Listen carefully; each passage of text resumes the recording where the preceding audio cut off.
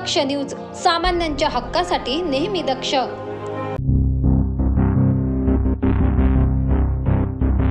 सध्या सर्वत्र अवैध धंद्यांचे प्रमाण चांगलेच वाढले आहे। याच पार्श्वभूमीवर चोपडा पोलिसांनी उत्कृष्ट कामगिरी केली आहे।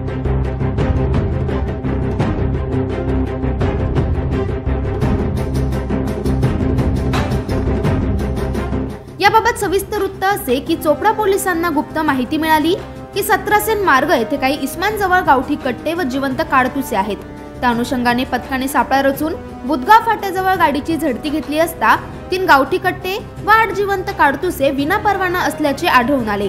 या संदर्भात जफर शेख, ताहिर शेख व कालीन सय्यद या आरोपींविरोधात भारतीय हत्यार कायदा कलम 325 प्रमाणे गुन्हा दाखल करण्यात आला असून त्यांच्याकडून सुमारे 8,42,500 रुपये किमतीचा मुद्देमाल हस्तगत करण्यात आलाय।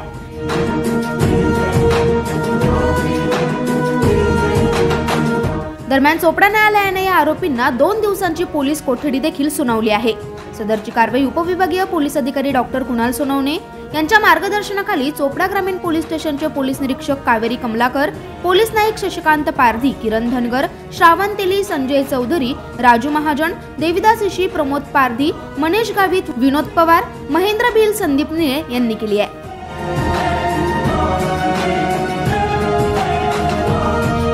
पल्लवी भावसार, दक्ष न्यूज, चोपडा।